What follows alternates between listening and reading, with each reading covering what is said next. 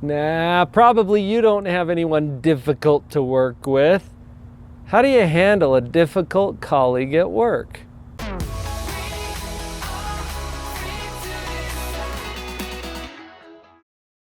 I've had about 24 years of experience as a psychologist, and I'm still really bad at changing people because it's not me.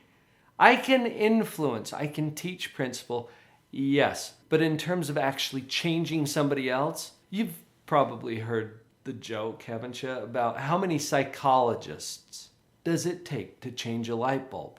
Well, only one, but it takes a really long time. It's really expensive, and the light bulb has to want to change. That's the dilemma right there. People don't have the power to change other people. I can't tell you how many times I've sat here in my office and had a couple, and she wants to change him, or he wants to change her. The same thing happens at work. So as we deal with this topic, how to handle a difficult colleague at work, let's just start with that disclaimer. We're not going to change them.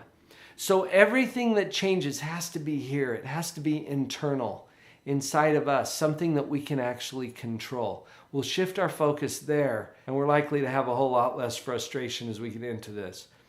3 tips for you on what you can do. And the first of these 3 tips is change your goal. It's tempting to get into that trap of thinking, you know what, if they would just do something differently, then things would be better for me. Yeah, tempting, and it's probably even true and accurate. If they would change that thing and shape up, things would be better for you. That's true, but it's not helpful.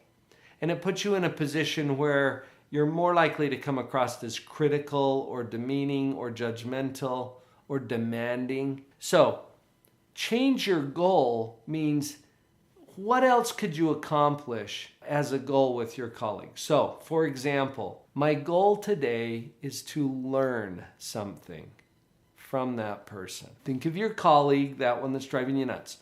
What can I learn today from them? And I guarantee you can learn something from every citizen of this planet.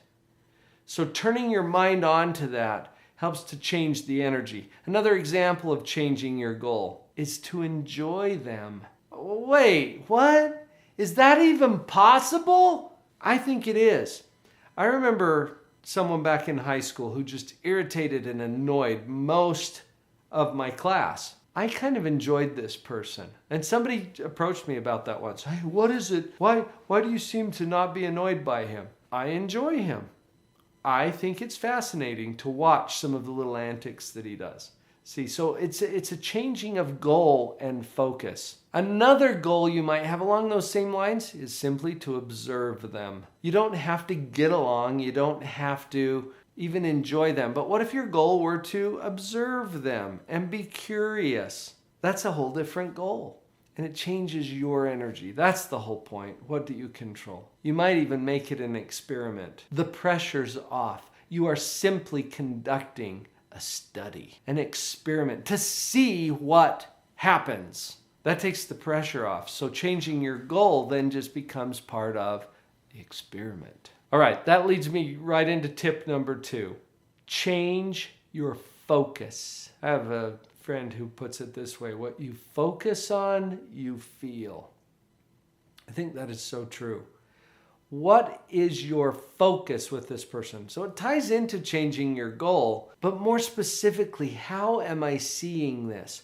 What is it that I'm seeing or looking for? Changing your focus might be that you simply find the funny. As a professional speaker, I am always on the lookout for funny stuff. You know, the idiotic, sometimes routine or occasionally annoying things that people do. Well, that becomes pretty good content for comedy. Find the funny. You can do that if you change your focus. Here's another example of a focus change. Find the superpower. Wait, this is someone who annoys you? Or someone who's difficult or challenging, a colleague at work? Do they have a superpower? What if we just assume that everyone does, and your focus is to try to find that superpower? If you can't do anything else, maybe their superpower is annoying you. Okay, but let's not stop there. Let's look farther and beyond that to to dig inside of it a little bit and see if we can find that person's superpower. What are they really good at? Here's another one, and this will increase your empathy as we talk about changing your focus. Most people show up with irritating or annoying behaviors because of pain, their pain. And you do this too. When you're in significant pain, you probably show up a little bit differently. And maybe you're annoying some people too. Let's stay open to that. Find the pain. What's that person's pain point? What is it that has them showing up this way? That changes you. Your empathy increases. Your sensitivity, your kindness, your compassion all come to the surface more when you change your focus. Find the pain. Now I've got one more tip for you. Number 3, change your tactics. This has to do with your behavior. What is it that you're doing? How are you showing up? Add this to the experiment. This is kind of fun, actually. What if your experiment were to simply smile at that person at least 5 times today? Smile at least 5 times. They're going to wonder what the heck you're up to, right? Probably, but don't worry about that. Let's just see what that changes in the interaction and how you feel and how you're able to deal with this challenging colleague at work. Another example of changing the tactics, say yes. Yes has some magical power and you can use it even if you don't agree. Yes might mean, I'm listening.